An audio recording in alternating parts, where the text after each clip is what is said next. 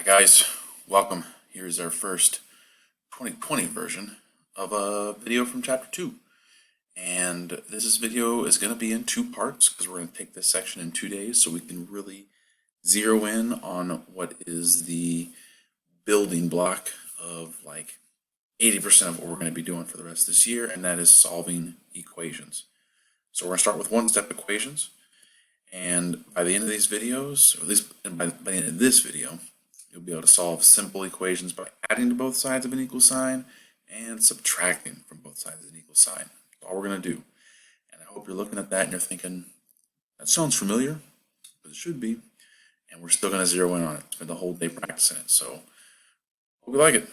Here we go. First off, let's talk about what an equation is. The definition, and I write this down, is two expressions that are equal to each other. Two expressions that are equal to each other. Pause if you need to. When we have these two expressions set equal to each other for an equation, the goal is 99 times out of 100, probably more than that, find the missing value, or sometimes values, that make the equation true. Okay, and I stress that values because eventually we're going to go back and talk about some times where we can have multiples, where we can have multiple variables we'll see.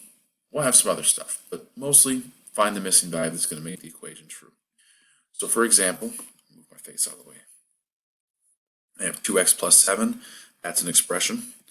I have 7x minus 3, that's another expression. And now, with the equal sign in between them, it's an equation. And we're going to talk about in a couple sections how to solve an equation like this and many, many others. To solve by adding, that's going to be the first type we're going to deal with. We've got a simple equation here, x minus 15 equals 20. And our goal when solving an equation is to isolate the variable. Isolate, when you're by yourself, right? When you're isolated, we want to get the variable x by itself. So we look at the equal sign. We have a left side with x minus 15 and a right side with 20. And we want this x to be all alone. So we need to get rid of this. We need to get rid of this 15, and the tool that we have to do that is the phrase that I'm going to say over and over again. It's the key phrase for this entire chapter, opposite operation. So if I look at x minus 15, and I want to get the x by itself, I have to get that minus 15 away. But I do this little diagram here because when I think of an equation, I think of, like a seesaw or a teeter-totter or a balance beam, where if I do something on this side, this balanced equation right now would tilt unless I did it to the other side. So you'll hear me say, use the opposite operation on both sides. The key phrase, opposite operation. You want to do it on both sides. So what's the opposite operation of minus 15? Add 15.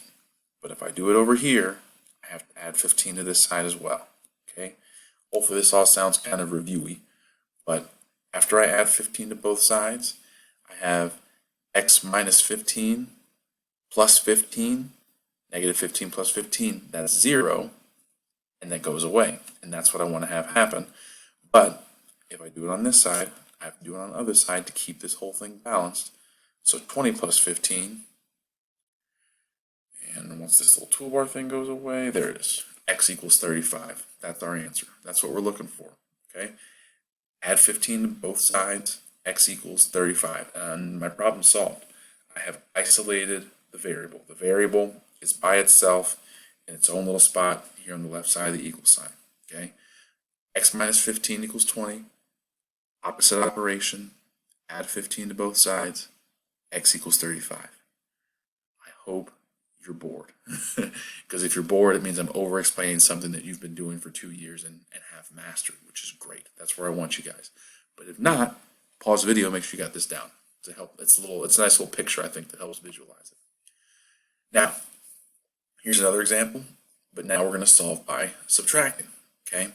And we have x plus 11 equals 33. But the goal is the same. I want to isolate the variable using the opposite operation.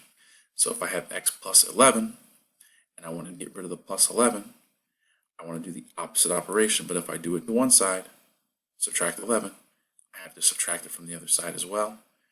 And when I take 33 minus 11, I'll get 22 on the right. Positive 11 minus 11 is just x. That's all that's left. So I've isolated the variable x equals 22. And that's it. Okay? That's what we're doing in today's homework. Like I said, we're going to take this real slow. Okay? We're going to take this real slow. I got some more examples here. If I'm you, I'm probably pausing the video and copying these down.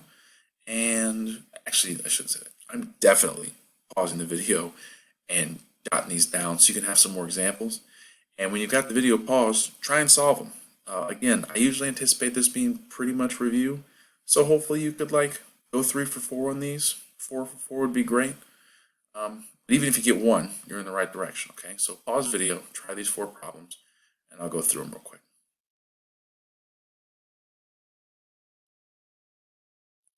Jackie Brown, Jackie Brown, Jackie Brown, Jackie Brown.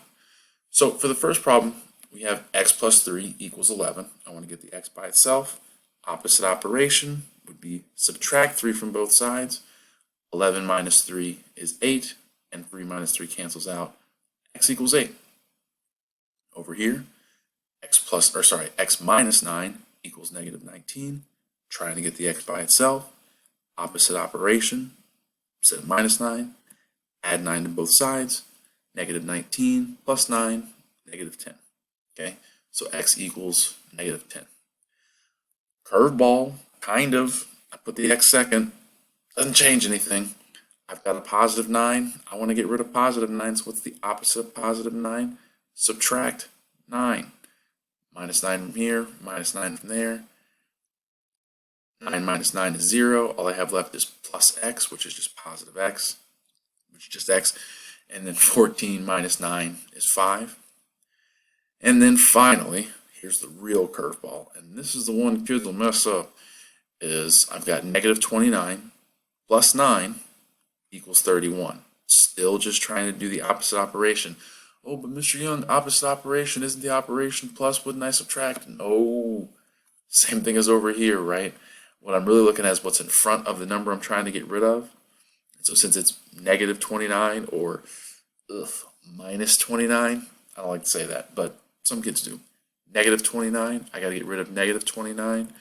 Opposite of that would be adding 29. So negative 29 plus 29 equals 0.